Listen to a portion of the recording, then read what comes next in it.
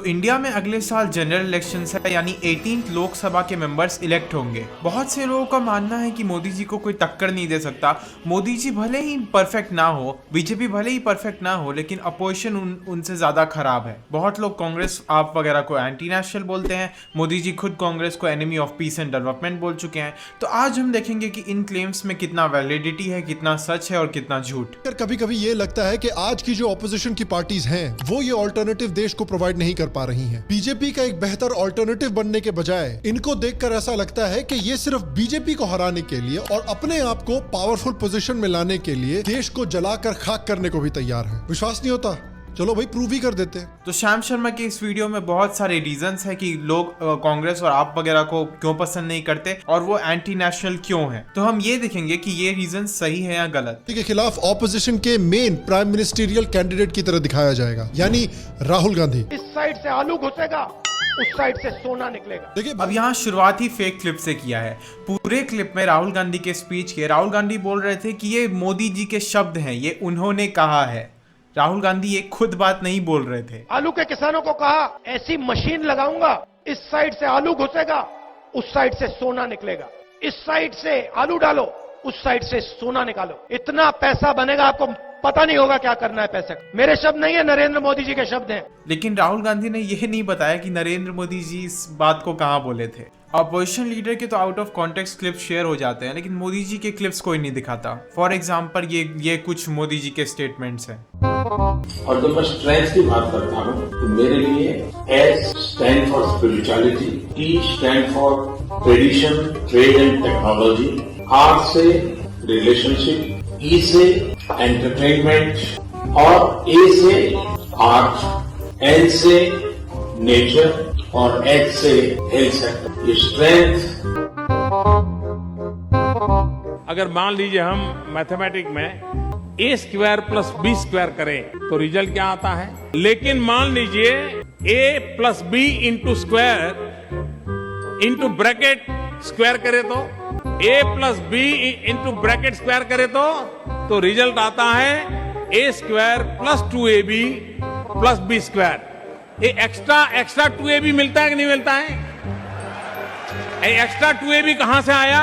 तो भारत और कनाडा जब मिलता है तो एक्स्ट्रा 2ab निकलता है।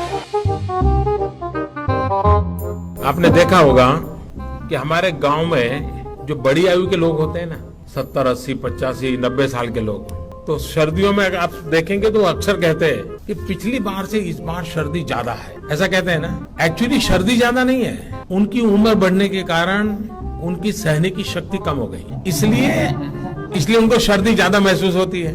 अब श्याम शर्मा के दूसरे पॉइंट सुनते हैं। राहुल गांधी जी ने खुल्लम खुल्ला देश के बाहर जाके अमेरिका और ब्रिटेन जैसे पावर्स को इंडिया में दखलंदाजी करके इंडिया की इलेक्टेड गवर्नमेंट को हटाने को कहा है। The so-called defenders of democracy, which are the United States, European countries, seem to just be oblivious. याद रखिए कि यूके और यूएस जैसे देशों का लंबा ट्रैक रिकॉर्ड है गवर्नमेंट इंटरवेंशन का और दूसरे देशों की गवर्नमेंट को गिराने का। पहली बात तो क्लिप में राहुल गांधी बोल रहे हैं कि फॉरेन कंट्री जैसे कि यूके और यूएसए ऑब्लिवियस है ये फैक्ट से कि इंडिया का डेमोक्रेटिक बैकस्लाइड हो रहा है।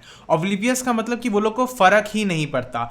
एक चीज से फर्क ना पड़ना वर्सेस एक कंट्री को इन्वेड करके उसका गवर्नमेंट चेंज कर देने में जमीन आसमान का अंतर है। इसके बीच में भी बहुत सारे तरीके एग्जिस्ट करते हैं डेमोक्रेसी को बचाने के किसी कंट्री में। और रही बात फॉरेन इन्फ्लुएंस की, तो फॉरेन इन्फ्लुएंस और एक तरीके से काइंड ऑफ फॉरेन फंडिंग को लीगलाइज तो बीजेपी ही की थी। जैसे कि 2014 में जब दिल्ली हाई कोर्ट ने कहा कि बीजेपी और कांग्रेस ने फॉरेन फंडिंग के रूल्स को वायलेट किया है, तो फिर बीजेपी के गवर्नमेंट ने बहुत सारे अमेंडमेंट वगैरह पास किए और इन चीज़ों को लीगलाइज कर दिया।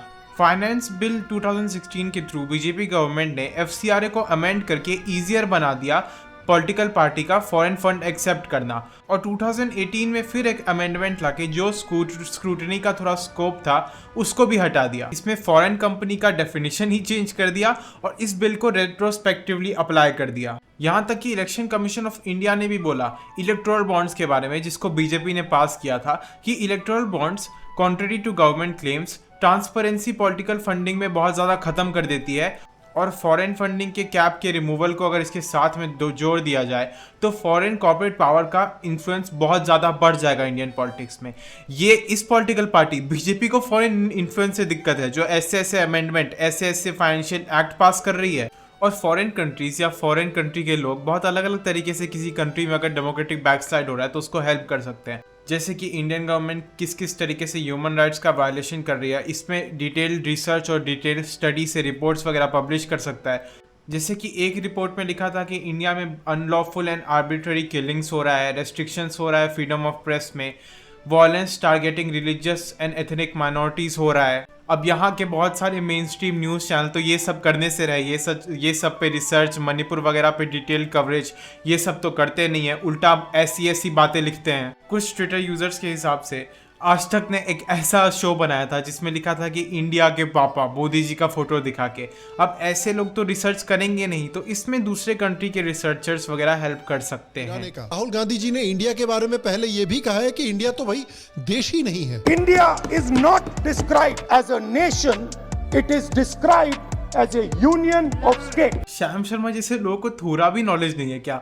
इंडियन कॉन्स्टिट्यूशन के आर्टिकल 1 में लिखा है India that is Bharat shall be an union of states. अब जब इंडिया की इंडिपेंडेंस के बाद इंडिया को यूनियन ऑफ स्टेट्स करके ही डिस्क्राइब किया गया है तो लोग यही बोलेंगे ना। और इंडिया में बहुत सारे कल्चर्स हैं, बहुत ज़्यादा डाइवर्सिटी है, इसीलिए इंडिया में बोलते हैं यूनिटी इन डाइवर्सिटी वगैरह। इस डाइवर्सिटी को कोई होमोजीनियस नहीं बना सकता, ये डाइवर्सिटी पहले भी था कॉन्स्टिट्यूशन के प्रोविजंस में भी और आगे भी रहेगा। और देखिए राहुल गांधी जी और दूसरे पॉलिटिकल पार्टीज के साथ एक जो सबसे बड़ी सीरियस प्रॉब्लम है, जो मैंने वीडियो के शुरुआत में कही थी कि वो अपने पॉलिटिकल अपोनेंट्स को हराने के लिए भारत के दुश्मनों के साथ भी काम करने को तैयार है। इस फॉरेन ट्रिप पे राहुल गांधी जी ने हडसन इंस्टीट्यूट में एक स्पीच दी थी जहां पर वो सुनीता विश्वनाथन नाम की एक लेडी के साथ दिखे थे। पहली बात तो कोई किसी के इवेंट में जाता है, इसका ये मतलब नहीं है कि वो उसके सारे ओपिनियंस को एक्सेप्ट करता है या फिर सच मानता है, खासकर अगर उन टॉपिक्स का कोई जिक्र ही ना हो उस मीटिंग वगैरह में या फिर उस इवेंट में। और भी राहुल गांधी के सपोर्टर्स हैं लोग जैसे सलिल शेट्टी, जो कि एक तरह से जॉर्ज सोरोस का राइट हैंड मैन माना जाता है, और ब्रिटिश पाकिस्तानी लोग जैसे लॉर्ड अहमद। कुछ खराब सपोर्टर्स तो हर इंसान के होते हैं, जैसे मध्य प्रदेश में जो बीजेपी का एक सपोर्टर था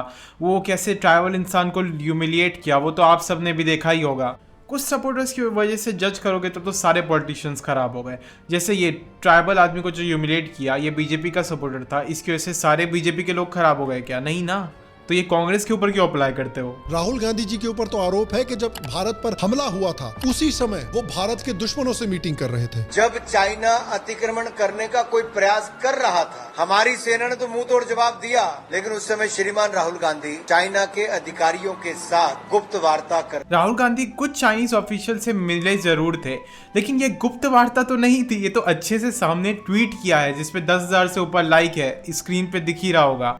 ये कौन से एंगल से गुप्त वार्ता है? और उन्होंने एक फूड फेस्टिवल भी अटेंड किया था जो ऑल्ट न्यूज़ के हिसाब से चाइनीज एम्बेसी के वेबसाइट पे उस फूड फेस्टिवल की इमेजेस अवेलेबल थी। कुछ Indian residents, elected representatives of the region का कहना है कि लद्दाख के आसपास न्यू बफर जोन्स बन गए हैं जो कि प्रीवियसली इंडियन कंट्रोल के अंदर थे। तो ये सब से निपटने के बजाय बीजेपी के मिनिस्टर्स जैसे कि अनुराग ठाकुर इन रैंडम्स मीटिंग को ऐसे पोर्ट्रे कर रहे हैं कि राहुल गांधी चाइना को सपोर्ट कर रहा था जब चाइना इंडिया को अटैक कर रही थी। तो सुनीता विश्वनाथन एक हिंदू फॉर ह्यूमन राइट्स नाम के यूएस बेस्ड ऑर्गेनाइजेशन की को फाउंडर है, जिन्होंने कई बार भारत के खिलाफ प्रोपेगेंडा और नफरत फैलाई है और जिन्होंने अमेरिका में डिसमेंटलिंग ग्लोबल हिंदुत्व नाम का डीपली हिंदूफोबिक इवेंट भी ऑर्गेनाइज। पहली बात तो भारत मोदी जी नहीं है। अगर मोदी जी या फिर बीजेपी के पॉलिसीज को कोई क्रिटिसाइज करता है, इसका ये मतलब नहीं है कि वो भारत को क्रिटिसाइज कर रहा है। इसका ये मतलब है कि अगर कोई गवर्नमेंट को क्रिटिसाइज कर रहा है यानी वो और अच्छा चाहता है इंडिया के लिए, यानी वो गवर्नमेंट के जो खराब पॉलिसीज हैं उनको सॉल्व करके इंडिया को एक और ब्राइट फ्यूचर की तरफ भेजना चाहता है। ऑफ कोर्स डिपेंडिंग ऑन कौन से टॉपिक पे क्रिटिसाइज किया जा रहा है। और वो तो खुद लिखी थी हिंदुत्व इज अनहिंदू, तो वो हिंदूफोबिक कैसे हो गया? और हिंदुत्व का बहुत सारा डेफिनेशन है। बहुत सारे लोग हिंदुत्व को हेट की तरह भी देखते हैं कि दूसरे रिलीजन वगैरह को हेट करते हैं, डाइवर्सिटी वगैरह को हेट करते हैं। तो इसीलिए उस हिंदुत्व को क्रिटिसाइज करना हिंदूफोबिक तो होना नहीं चाहिए। अगर हिंदूफोबिक बोल भी रहे हो तो कोई प्रूफ होना चाहिए ना कि वो इवेंट हिंदूफोबिक है, या फिर बस तुम बोलो हम मान ले। Burden of proof lies on the accuser. करवाया था। हिंदू फॉर ह्यूमन राइट्स के ऊपर आरोप है कि वो रेडिकल इस्लामिस्ट ऑर्गेनाइजेशन और जॉर्ज सोरोस से भी जुड़ी हुई है। पहली बात तो मान लो जॉर्ज सोरोस कोई खराब आदमी है भी, तो भी खराब आदमी एक दो अच्छे एक्शंस कर सकते हैं। तो जॉर्ज सोरोस से कोई जुड़ा हुआ है इसका ये मतलब नहीं कि वो बहुत ज़्यादा खराब हो गया। डिपेंड करता है कौन से चीज़ों पे जुड़ा है और क्या काम करते हैं वो लोग साथ में। अब देखते हैं कि इस्लामिस्ट ऑर्गेनाइजेशन से जुड़े होने का क्या प्रूफ है। According to a report by disinformation lab, Hindu for human rights, इस एडिटिंग से ही पता चल रहा है कितना अच्छा रिसर्च होगा। EU डिसइंफॉर्मेशन लैब ने ये रिपोर्ट पब्लिश नहीं किया था, वो दूसरा डिसइंफॉर्मेशन लैब था। ये लोगो ही दूसरे ऑर्गेनाइजेशन का लगाया हुआ है इस वीडियो में। EU डिसइंफॉर्मेशन लैब नहीं था वो। को 2019 में दो मुस्लिम एडवोकेसी ग्रुप्स यानी इंडियन अमेरिकन मुस्लिम्स काउंसिल और organization of minorities for India ने क्रिएट किया था। अब श्याम शर्मा तो अपने वीडियो में कोई अपने सोर्सेस का लिंक देता नहीं है, लेकिन मैंने डिसइंफॉर्मेशन लैब में जाके एक रिपोर्ट को देखा तो उसमें तो कहीं लिखा ही नहीं था कि ये इंडियन अमेरिकन मुस्लिम काउंसिल वगैरह ने हिंदूज फॉर ह्यूमन राइट्स को क्रिएट किया है। तो इसको ये इन्फॉर्मेशन मिल कहाँ से रहा है, कौन से वेबसाइट से मिल रहा है? एक रिपोर्ट में लिखा था कि वो अपने शुरुआती दिनों में इन दोनों ऑर्गेनाइजेशन के साथ काम कर रहा है। अब किसी ऑर्गेनाइजेशन के साथ में काम करना वर्सेस वो ऑर्गेनाइजेशन का उनको क्रिएट करने में जमीन बहुत ज़्यादा डिफरेंस है। तो अभी के लिए इसका मैं ये सेगमेंट स्किप कर रहा हूँ, लेकिन मान लो बाद में अगर ये अपने सोर्सेस का लिंक बताया, अपने सोर्सेस शेयर किया, तो मैं उसको फिर क्रॉस चेक करूंगा और देखूंगा कि वो कोई रैंडम वेबसाइट पे कुछ भी लिखा है या फिर उसका कोई सोर्स वगैरह भी है। और कोई श्याम शर्मा का सपोर्टर है तो कमेंट सेक्शन में मेरे को बता दो भाई, ये कहाँ लिखा है कि इंडियन अमेरिकन मुस्लिम काउंसिल ने हिंदूज फॉर ह्यूमन राइट्स को बनाया था। श्याम शर्मा को कोई सोर्स है, ऐसी अपने मन मुताबिक कोई झूठ बोल रहा है। वीडियो पसंद आए तो आप इसको लाइक कर सकते हो, चैनल पे सब्सक्राइब कर सकते हो, और इस वीडियो पे अगर अच्छा रिस्पांस आया तो मैं इस वीडियो का पार्ट 2 भी बना दूंगा, उसमें श्याम शर्मा के वीडियो को पूरा कवर कर लूंगा, वरना ये वीडियो कुछ ज़्यादा ही लंबी बन जाएंगी। और थैंक्स फॉर वॉचिंग।